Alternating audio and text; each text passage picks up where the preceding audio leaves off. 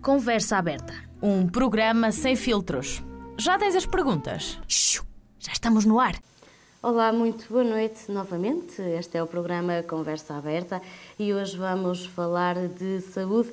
Isto porque está muito próximo o dia em que se assinala o Dia do Doente com AVC, que está estipulado para o 31 de março, que este ano calha domingo e por isso foram escolhidas um pouco por todo o país algumas datas para fazer aqui algumas formas de assinalar este dia para a população. Vamos falar concretamente daquilo que vai acontecer no Distrito de Bragança, aqui na área de abrangência da Unidade Local de Saúde do Nordeste, que escolheu o dia 2 de abril para assinalar então este Dia do Doente com AVC. Ninguém melhor do que o Dr. Jorge Poço, ele que é diretor da Unidade de AVC da Unidade Local de Saúde do Nordeste, para nos falar do que está previsto acontecer para assinalar esta data e a quem eu passo já a cumprimentar. Muito boa noite. Olá, boa noite. É com muito gosto que estou aqui e é um orgulho, portanto, mais uma vez colaborar aqui convosco. Portanto, de facto, nós já há quase 20 anos comemoramos o Dia Nacional do Doente com AVC.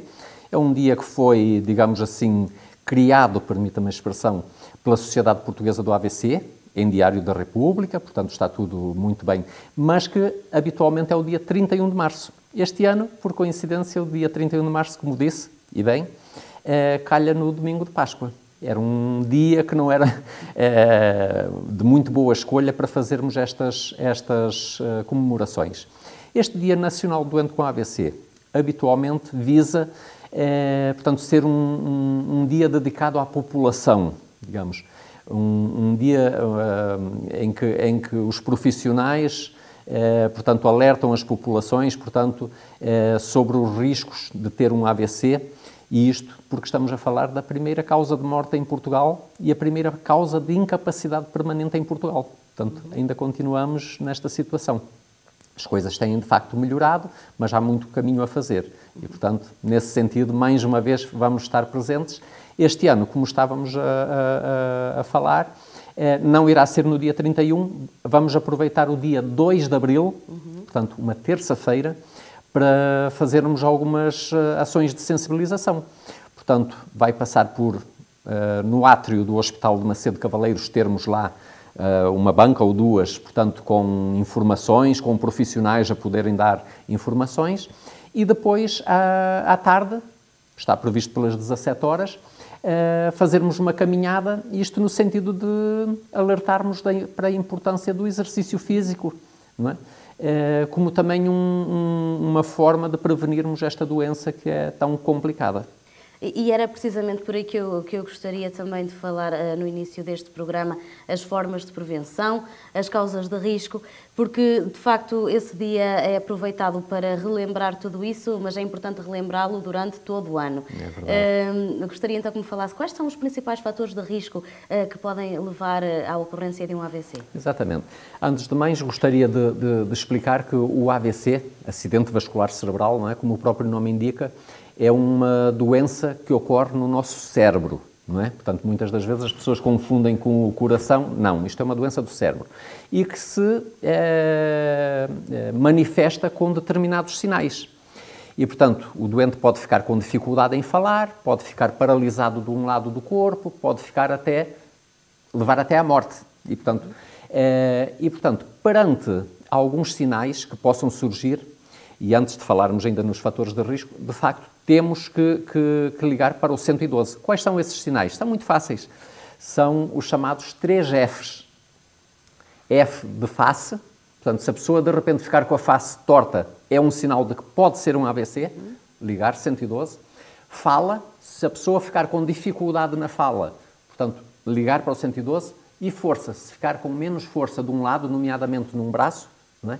Portanto, também é um sinal de AVC. Portanto, qualquer um destes 3 Fs é um sinal de AVC. E perante isto, não devemos de ficar em casa à espera que aquilo melhore, porque se calhar nós dormimos para cima daquele ombro e aquela mão agora não tem... Não. Ligar o 112 e eles encaminharão este doente para o melhor sítio. Isto porquê? Porque, de facto, hoje em dia há a possibilidade de, num bom grupo de doentes, serem feitos tratamentos nessa fase inicial, nessas primeiras horas, que podem fazer a diferença entre uma pessoa ficar numa cama, não é? Totalmente dependente, ou a ter uma vida normal. Mas é um sinal de alerta a presença desses 3 Fs ou um deles é suficiente? Basta aparecer um deles, devemos ligar para o 112 e eles irão fazer mais algumas perguntas e encaminharão o doente para o sítio certo. Isto porquê? Porque há hospitais onde funciona a chamada via verde do AVC e, portanto, estes doentes devem ir para esses hospitais, independentemente de haver um hospital mais próximo, não é? Devem ir para esse para não perder tempo. Tempo é cérebro. E aqui nesta zona, qual é esse mais... Portanto, aqui no distrito, o hospital que temos a fazer via verde do AVC é o Hospital de Bragança, não é? E, portanto, alguns doentes da zona sul do distrito poderão ir para o Hospital de Vila Real. Portanto, isto é para fazer um tratamento chamado fibrinólise, que é dar uma medicação para tentar dissolver o coágulo que possa estar a entupir uma artéria. Contudo, depois ainda há um segundo tratamento que pode ser também muito importante, que é a chamada trombectomia. O que é que isto é? Aí já envolve mecanismos, portanto, vão como que se fosse com um saca-rolhas, com um aspirador ao cérebro, aspirar aquele coágulo. E isso, sim, já é só feito em hospitais mais diferenciados. O Hospital de Santo António, São João, Braga, Vila Nova de Gaia. Portanto, são os hospitais que habitualmente nos dão resposta para isso. E que, portanto, quer uma situação, quer a trombectomia, quer a fibrinólise, é importante que sejam feitas o mais rápido possível. Senão depois não vale a pena fazer. Aproveitando o que acabou de dizer, e também porque acho que é importante esclarecer as pessoas lá em casa, e usando o exemplo que deixou do braço adormecido, muita gente às vezes acredita que possa ter dormido para cima, e porque até penso que há problemas de coluna que também levam a essa questão. Como é que se diferencia uma coisa da outra? Há coisas que só se poderão diferenciar ao ser avaliados por um técnico mesmo, um médico, não é? Portanto, o melhor é mesmo ligar.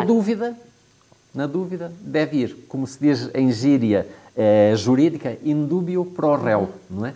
E, portanto, na dúvida, deve, de facto, convencer-se que pode ser um AVC, liga-se para o 112 e eles encaminharão. Se eles acharem que não é nada de AVC, eles mesmo dizem, não é, vai para outro hospital, tal. Mas, na dúvida, deve ser feito assim. Em casos em que o paciente já esteja talvez mais próximo de ter o AVC em si, talvez, vamos supor, alguém que habita em Macedo de Cavaleiros, ou até noutra ponta mais distante do distrito, que ele ainda é bem longo, pode acontecer não haver tempo de chegar até ao Hospital de Bragança. Exatamente. Por isso mesmo é que é importante não perder tempo, não é? Porque este tratamento habitualmente é feito até às 4h30, desde o primeiro sintoma, mas quanto mais cedo for feito, melhor vai ser o resultado. Se for feito às 2h, melhor. Se for feito à 1h, melhor. E, portanto, não devemos estar à espera, vamos esperar mais uma hora a ver se... Não. E, portanto, logo que possível, devem ligar para o 112, na dúvida, mais vale pecar por excesso do que por defeito. No senso comum diz-se que para ter uma vida saudável é ter um estilo de vida saudável, o mesmo se aplica à prevenção do AVC, no entanto, o que é que se pode aqui recomendar, mais especificamente para prevenir este problema? Muito bem. Respondendo agora à sua primeira pergunta, não é? De facto, por trás de um AVC há vários fatores de risco. Há algumas coisas que não podemos fazer nada. O caso da idade. Sabemos que à medida que vamos envelhecendo, vai aumentando esse risco. E isso, portanto, por muitas cirurgias plásticas que possamos fazer, a idade está lá. Portanto, não é fácil mudarmos isso. Mas há vários outros fatores que, de facto, pode-se intervir e que é fundamental fazê-lo. E, portanto, vamos falar de alguns, são os mais frequentes. E, neste caso, o mais importante, a hipertensão arterial. Aquilo que vamos medir ao médico, não é? Com aquela braçadeira, ou que podemos fazê-lo em casa, portanto, é o principal fator de risco que podemos alterar. E, portanto, o que é que nós vemos muitas das vezes? É que as pessoas começam a tomar a medicação e depois vão medindo, as tensões andam bem e depois acabam por dizer, se calhar agora já não vale a pena tomar. Não. Raramente acontece isso, do doente começar a tomar e depois já não ser preciso. Habitualmente é uma medicação para sempre. Porque aquilo pode-se manter bem durante 15 dias, mas depois vai começar outra vez a subir. E, claro, isto é como na canalização de uma casa. As nossas artérias no cérebro é a mesma coisa. Se a pressão da água na canalização da nossa casa estiver muito elevada, há maior risco de, numa curva, haver uma fuga, numa torneira, não é? E o mesmo acontece O mesmo com as acontece veias. com o nosso cérebro, exatamente. Se a pressão do sangue estiver muito alta, o risco de facto, surgir um AVC, seja isquémico, seja hemorrágico. Isquémico é quando entope, hemorrágico é quando corre, quando rebenta. Portanto, quer um, quer outro, está garantido de que é um fator de risco muito grande. E, portanto, isso é fundamental. E depois vários outros que nós sabemos. A diabetes, procurar ter a diabetes bem controlada. O tabaco é de facto um dos problemas também muito importantes em pessoas até mais novas, não é? Portanto, que é o aparecimento depois de plaquinhas de gordura nas nossas artérias, portanto, provocadas também pelo tabagismo. Portanto, o colesterol, portanto, a obesidade. Portanto, existem vários fatores de risco em que é possível nós interferirmos e que muda tudo. E, portanto, é aí que os cuidados de saúde primários, né? Mas o próprio doente, né? Não podemos só atribuir isto aos profissionais de saúde. É fundamental que os profissionais, de facto, tenham essa consciência e cada vez têm mais, mas é fundamental também que os próprios doentes saibam que eles têm que ser os principais preocupados com a saúde deles, não é? E, portanto, a forma como se alimentam, como têm uma vida sedentária, não é? Portanto, isto até se vê muito em algum crescimento que tem havido do AVC em pessoas mais jovens, precisamente por estes, não é? Desde hábitos de tabaco, de drogas, portanto, obesidade, também, exatamente, obesidade. E, portanto, isto reflete-se muito depois no que vai vir. E, portanto, é fundamental, de facto, aqui a própria população ter essa consciência. E é por isso que este Dia Nacional do Doente com AVC, que nós também já comemoramos há muitos anos, já fomos a vários concelhos. Este ano, por acaso, vamos ficar aqui em Macedo, mas já estivemos em Bragança, em Mirandela, em Freixo de Espada à Cinta, em Mugadouro, em Miranda do Douro, em Alfândega da Fé. Portanto, temos procurado levar essa informação, pronto, a todos os pontos. E muitas das vezes as câmaras municipais também colaboram muito bem, arranjando transporte para as pessoas das aldeias poderem vir ouvir-nos, não é? E, portanto, isso é muito importante. Gostaria de explorar aqui um pouco mais tudo aquilo que falou acerca dos fatores de risco e começando aqui pela hipertensão arterial. Falava na questão da medicação, que algumas pessoas tomam e depois resolvem deixar de tomar e não resolve o problema. Mas antes de chegar a esse ponto de tomar a medicação, também há hábitos que se podem ter em conta para não chegar a ser hipertenso. Em alguns casos talvez não seja controlável, penso eu, mas em muitos talvez seja. É claro, isto portanto, quer em relação à hipertensão, quer em relação à diabetes. Portanto, se tivermos um estilo de vida saudável, muitas das vezes metade do problema desaparece, não é?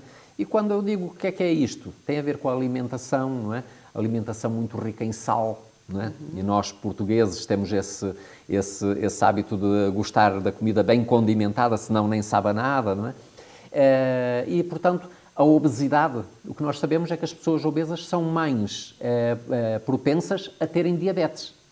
E, portanto, se nós controlarmos essas coisas iniciais, muitas das vezes metade do problema desaparece. E, portanto, é fundamental, de facto, esses estilos de vida mais saudáveis. E porque estamos numa região, como diz aqui, e em Portugal, no geral, mas na nossa região também há muito esse hábito de comermos comidas que são ricas em sal, também o fumeiro, não só em sal, mas também em gorduras. Sim. Mas pegando ainda na questão do sal, há alguma forma que dê para, digamos, substituir o sal e que as pessoas não notem tanto a diferença e que percam o paladar daquele alimento? O que é que acontece? Portanto, já têm vindo a ser tomadas algumas medidas, nomeadamente em relação ao sal no pão, não é? Portanto, que numa fase inicial até causou alguma estranheza a muita gente, que diziam que o pão assim não prestava, não é? Porque, de facto, estamos habituados a um nível de sal que... portanto, é possível sim, isso os nutricionistas sabem nos explicar muito melhor, é possível sim nós tentarmos iludir, não é? Esse sabor do sal com outras coisas, nomeadamente com ervas aromáticas, não é? Por outro tipo de condimentos menos prejudiciais à saúde e que de facto acaba por ser fundamental. O sal é um veneno. Será que aqui ainda há, na sua opinião, claro, um trabalho importante a fazer, mesmo ao nível dos produtos que são comercializados, começar talvez a adotar essas substituições? Eu penso que sim, isto já têm sido dados alguns passos, como eu falei, o sal no pão. O caso de venda de doçuras nas escolas, não é? Portanto, tem-se havido um programa para tentar retirar determinados bolos, isto e aquilo, e portanto, há muita coisa que já foi feito, mas tem que se continuar a insistir, porque este tipo de medidas também não agrada muito à população, muitas vezes, sabe? E, portanto, não é fácil. Isto tem que ser devagar, mas é fundamental continuarmos. Isto faz parte de sermos civilizados, não é? E, portanto, também termos noção, um dia não são dias, como se costuma dizer, muitas das vezes no Natal e no Ano Novo, não é? Ai, que desgraça isto, uma pessoa... O problema não é o que se come no Natal e no Ano Novo, é entre o que se come entre o Ano Novo e o Natal, não é? Exatamente. O resto dos meses todos. Não é ali por 2 dias ou 3 que as coisas se estragam, Se vão estragar. É. O problema é esta coisa que nós estamos sempre... É só hoje. Semana, é só hoje, é só de vez em quando. E, portanto, nesse sentido, aí é que está o problema. Fundamental. No que toca ao colesterol, e também gostava de aproveitar aqui a sua presença para talvez quebrar aqui um mito que eu já ouvi também por parte de alguns profissionais de saúde, e não sou eu, de que o colesterol é um mito. Não. Não é? Não. O que é que acontece? O colesterol elevado não é o principal fator de risco para o AVC, não é? Portanto, ele atua noutras doenças também, o infarto de miocárdio acaba por ter mais importância até, mas é um fator de risco para o AVC e um fator importante, Portanto, essa questão do colesterol deve ser, de facto, vista com alguma seriedade, porque, de facto, é fundamental e as recomendações internacionais são bem lineares. Portanto, e neste caso, não importa só a questão do colesterol total, que é aquele que nós vemos, que é o valor maior, não é? É o chamado mau colesterol, que é o colesterol LDL, em que nos exige, consoante a pessoa, hoje em dia as coisas já estão assim. Portanto, o mau colesterol para si pode não ser a mesma coisa que o mau colesterol para mim. Os valores dependem se a pessoa tem outros fatores de risco. Não é? E, portanto, enquanto para mim, não é, um valor de colesterol LDL, o tal mau colesterol, pode ser aceitável até 100, sem problema nenhum, para uma pessoa que teve um AVC, esse valor não deve ultrapassar os 55. E, portanto, há aqui uma série, Sim, de acordo com a situação da Exatamente. Pessoa. Não é um valor único para toda a população. E, portanto, nomeadamente nas pessoas idosas que habitualmente têm outros fatores de risco, nós devemos manter manter estes valores bem controlados. O colesterol é quase como se fosse, não é? Mas é quase como se fosse uma impureza que andasse no sangue e que se vai acumulando nas artérias. Certo. Até ir entupindo. Levando também à hipertensão, presumo. Não propriamente, não tem nada a ver. não. São fatores de risco independentes. Diferentes. Mas, de facto, aquilo vai acabando por até entupir. É o que nós vemos muitas das vezes nas pessoas que têm AVC, que às vezes têm as artérias que levam o sangue para o cérebro que estão entupidas, com placas de gordura. Não é? Vão acumulando, tal e qual aquilo que eu falei na nossa casa. Não é?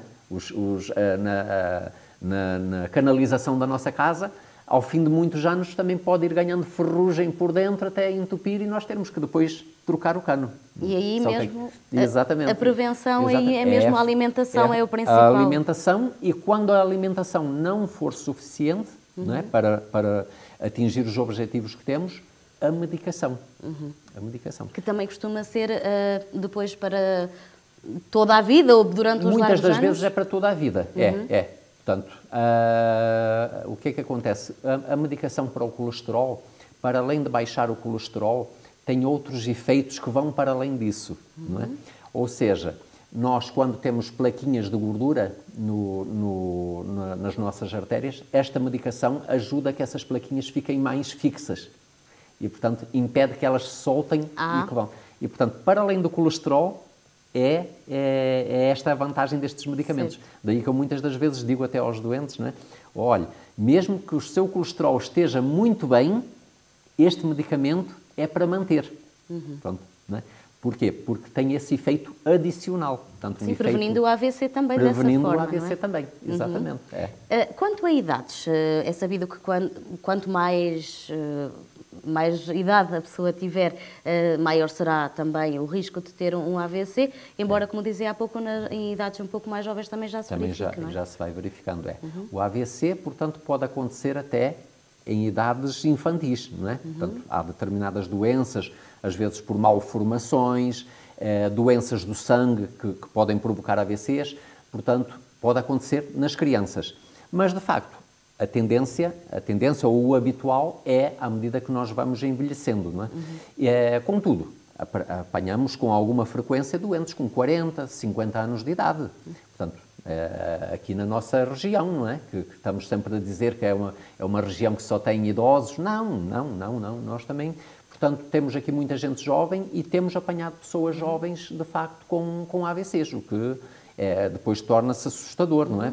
E é uma tendência que tem vindo a aumentar, essa de... Tem vindo a aumentar precisamente por causa disto, por causa de alguns hábitos que estas camadas mais jovens têm, nomeadamente em termos alimentares. Todos nós sabemos que a alimentação que muitas vezes é feita, não é? Esta fast food, não é a mais saudável.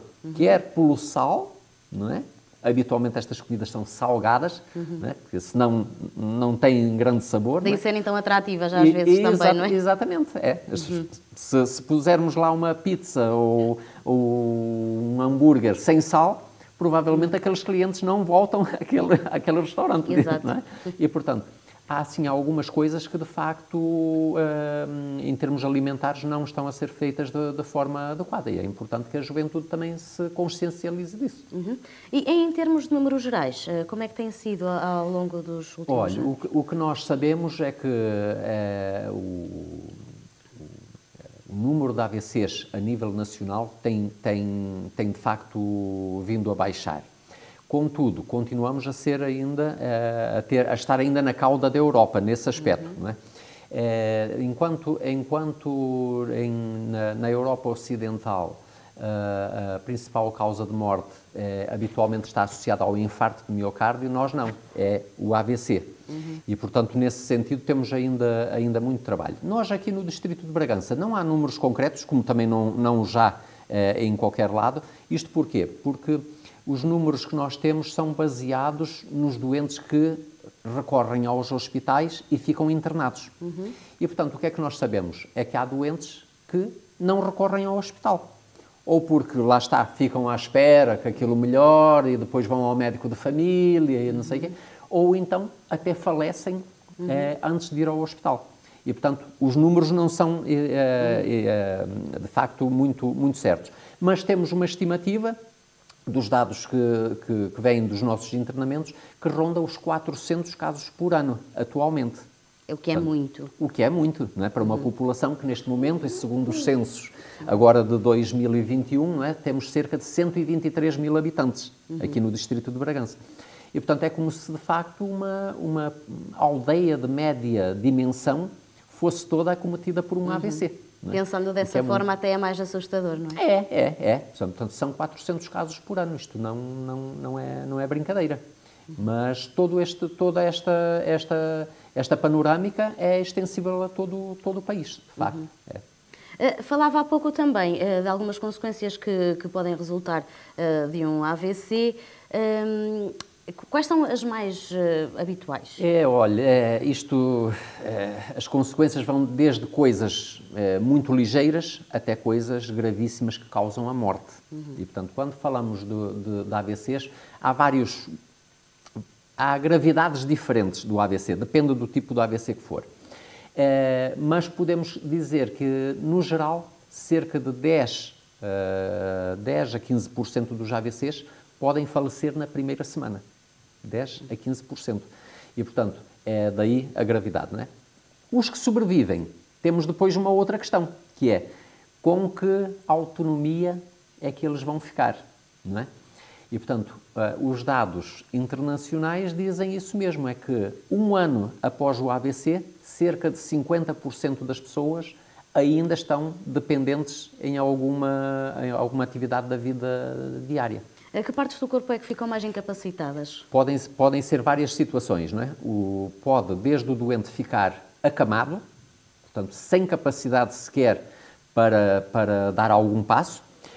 Pode o doente ficar com alterações da visão e, por exemplo, em pessoas mais novas, não poderem mais conduzir, porque ficam com alteração da visão, não conseguem ver nada para um dos lados. Deixam de ter alguma parte da visão periférica. Exatamente. Talvez. Se forem a conduzir, se calharem de apanhar uma pessoa pela frente, levam e nem a viram. Nem a viram, não é? E nesses casos é mesmo proibida? Proibido. Nós habitualmente pomos isso até quando escrevemos no diário, não deverá conduzir, não é? Ou então ficar com grande incapacidade de se expressar. Pessoas que não conseguem dizer, às vezes só conseguem dizer asneiras, não é? Calão. Não é? Ou seja, porque afeta também a parte cerebral, exatamente, não é? a parte da linguagem, quer da compreensão, quer da expressão. Exatamente. E, portanto, isto pode trazer grandes incapacidades para o doente. E, mais do que isso, não é? Mais do que isso, ou tão importante quanto isso, é a questão da família que o rodeia, não é? Que isto, para além de mudar a vida do doente, muda também, ou vai alterar significativamente a vida dos conviventes. Isto porquê? Porque muitas das vezes vão ter que ter alguém ali perto do doente dia e noite, não é? E, portanto, há que ver esta questão, não é? O que é que acontece? Nós, desde há quase 20 anos, há 18 anos, temos a Rede Nacional de Cuidados Continuados, não é? Que nos tem dado uma grande ajuda, quer aos doentes, quer às famílias. Portanto, os doentes têm um AVC, estão aqui na nossa unidade de AVCs, fazem toda a investigação que há para fazer e depois chega a um ponto que temos que lhe dar alta. Não podemos ter eternamente ali os doentes, senão não poderíamos receber outros, não é? O que é que temos? Muitas das vezes as famílias vêm-se confrontadas com a incapacidade de ter aquele doente em casa, não é? Porque trabalham, porque a casa tem degraus, porque não podem estar sempre ali. E, portanto, a Rede Nacional de Cuidados Continuados veio trazer, de facto, uma grande ajuda para estes doentes e para as famílias. Portanto, os doentes depois podem ser encaminhados para essa rede e vão diretamente do internamento para essa rede. Portanto, não vão para casa esperar vaga. Certo. Não. Eles vão da nossa unidade de AVCs diretamente para o internamento, para essa unidade de cuidados continuados. Nós temos múltiplas unidades de cuidados continuados aqui no distrito. Nesse aspecto parece-me que estamos razoavelmente bem servidos e, portanto, é uma grande ajuda para a população. E depois também há uma espécie de tratamento em caso de o doente para reabilitação mais rápida? Exatamente. Portanto, todos os doentes que entram na nossa unidade de AVCs são avaliados pelo médico de reabilitação, não é? Portanto, o fisiatra. São avaliados e, conforme a situação clínica do doente, ele recomenda, não é? Este doente beneficiaria em ir para uma unidade de convalescença, que temos uma, por exemplo, aqui em Macedo, é a única do distrito. Este doente beneficiaria em ir para uma unidade de cuidados continuados de média duração. Temos várias aqui no distrito. Este doente beneficiaria em ir para uma unidade de longa duração. Temos bastantes aqui no distrito. E, portanto, conforme a indicação do médico de reabilitação, as famílias vão ser postas a par dessa situação. Alguém vai telefonar, neste caso, habitualmente é assistente social, liga para a família e diz: olha, o seu familiar, o médico da reabilitação, achou por bem que ele, para recuperar alguma coisa, fosse integrado nos cuidados continuados de média duração ou na unidade de convalescença. E a família tem a última palavra. Não é? E, portanto, nós habitualmente alertamos a família de que pensem bem no que vão fazer. Isto porquê? Isto é natural que, quando gostamos dos nossos familiares, queremos tê-los ao pé de nós, não é? E, portanto, muitas das vezes os doentes após o AVC, a primeira coisa da família, o primeiro pensamento da família é: quando ele estiver mais ou menos, eu quero levá-lo para casa e eu vou... E nós esclarecemos que, em algumas circunstâncias, é um erro fazer isso, porque são doentes que estão muito dependentes e que vão levar, de facto, a uma exaustão do cuidador, não é? Porque uma coisa é nós tratarmos de um doente um dia, outra é um dia atrás de outro, dia e noite, não é? E, portanto, nós muitas das vezes alertamos para isso e, de facto, depois as famílias começam a pensar: bom, de facto, se calhar o melhor é eles irem para os cuidados continuados e depois vamos vendo como é que as coisas vão indo. Claro. E, portanto, é uma grande ajuda nesse sentido. E a reabilitação é fundamental, é chamada prevenção terciária. Portanto, é fundamental para conseguirmos, em alguns casos, reintegrar esses indivíduos na sociedade, né? Portanto, no seu local de trabalho, na sua família, e, portanto, é algo de demorado, mas positivo. E vemos muita coisa positiva no meio disto. Até porque um doente que já tenha tido um AVC, penso eu que tenha maior tendência a ter outro AVC. Está provado. Quem já teve um evento vascular cerebral, um AVC, tem maior risco de voltar a ter outro. O que é que nós fazemos? Nós fazemos a chamada prevenção secundária, que é, os doentes às vezes já tomavam medicamentos para as tensões, para o colesterol, mas nós, da nossa análise, achamos que não era suficiente. Nós, portanto, alteramos ali a medicação. E, por outro lado, pomos medicação para permitir que reduza o risco de vir a ter outros AVCs. E, portanto, esses doentes... Portanto, vão para casa a tomar medicação. Nós habitualmente nós sempre avaliamos os doentes após 3 meses de ter tido o AVC. Isto porque, habitualmente, aos 3 meses já temos uma ideia bastante próxima de qual vai ser a recuperação daquele doente.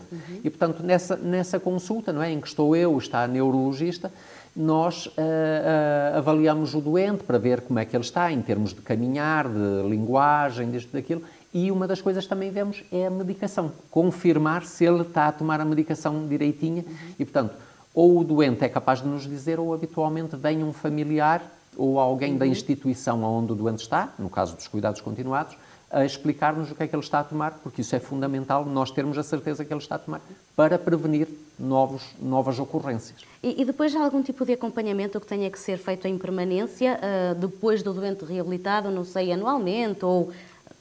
O que é que acontece? Nós, portanto, temos essa consulta aos 3 meses e depois só marcamos novas consultas se houver algo que ainda não esteja bem. Não é? Caso contrário, é essa consulta. Há necessidade de facto, o doente continuar a ir ao médico de família. Não só para lhe passar a medicação habitual, não é? Senão, como também para ver os sinais vitais. Portanto, ver como é que estão as tensões, ver como é que está a sua diabetes, ver como é que está... Portanto, pedir umas análises, não é? Pelo menos uma vez por ano. Pelo menos, dependendo do tipo de doente. Não é? Portanto, é fundamental, de facto, que haja algum seguimento. Não é preciso andar lá todos os meses. Salvo raras exceções. Mas é de facto necessário haver uma continuidade de cuidados. E a medicação é um dos pontos-chave em que não pode haver falhas.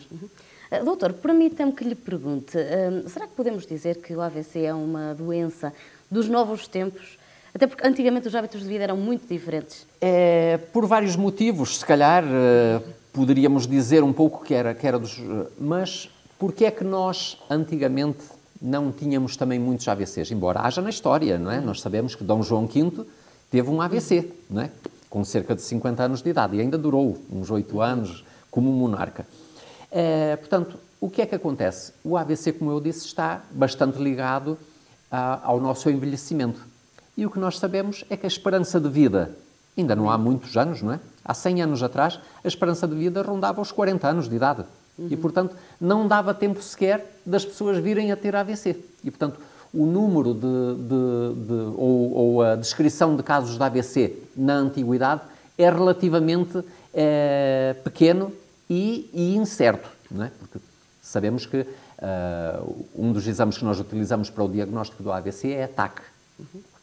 E a TAC foi descoberta há 50 ou 51 anos, não é? E, portanto, nada disto existia. Era tudo muito assim, pelos sinais. Isto deve ter sido um AVC, pronto. O famoso escritor Victor Hugo, não é? A descrição que fazem é que teve uma congestão cerebral, não é? Uma congestão cerebral. Portanto, sim, também os meios de diagnóstico não eram... É claro, não podemos... saberia... E, de facto, o que acontecia é que uma grande parte da população não chegava a estas idades de ter o AVC. De qualquer forma, os hábitos de vida parece-me a mim que eram um pouco mais saudáveis do que, mesmo em termos de alimentação, não digo em tudo, mas em grande parte era o que dava a hortinha, exatamente. O movimento também. Nesse aspecto, digamos assim, não havia tanto sedentarismo. Exatamente. Não é? E, portanto, nesse aspecto poderiam estar melhor, mas infelizmente eles não duravam o suficiente para vir a ter AVCs em idades mais avançadas. Falando agora então do que de facto vai acontecer no dia 2 de abril, embora já tenha falado um pouco, normalmente, e porque também já participei das atividades deste dia, sei que é também aproveitado para fazer alguns rastreios, se assim pudermos chamar, à obesidade, também vão fazer este ano. Tencionamos fazê-lo, portanto, nós iremos ter ali no átrio do hospital uma bancada ou duas, uma banca ou duas, em que, portanto, poderemos, para quem quiser, sentar ali um bocadinho, conversar um bocadinho sobre o AVC, avaliar as tensões, portanto, fazer a avaliação do índice de massa corporal, portanto, no sentido de ver, olha, que você está com excesso de peso, ou está já com critérios de obesidade e, portanto, há que ter algum cuidado. Portanto, vamos fazer isso, para quem quiser, claro. Portanto, é um dia aberto a qualquer pessoa Qualquer pessoa que queira ir ali no átrio, que passa ali pelo átrio principal do Hospital de Macedo, podem lá ir, que lá estaremos. Dentro de que horário é que será feito? Tencionamos das 9 da manhã até às 16, portanto, estaremos por ali. Muito bem. Gostei imenso de falar consigo e de esclarecer também aqui estas questões, às vezes, que ainda deixam dúvida a muita gente. Sim. E nunca é demais lembrar os cuidados a ter. Muito obrigada pela sua participação. Boa continuação. Obrigada. Obrigada também a si. Já sabe, ficam aqui estes conselhos para seguir e para que tenha uma vida mais saudável e também um menor risco de poder ter um AVC. Nós voltamos na próxima terça-feira. Boa noite. Conversa aberta. Terças-feiras, das 21 às 22, aqui na Onda Livre.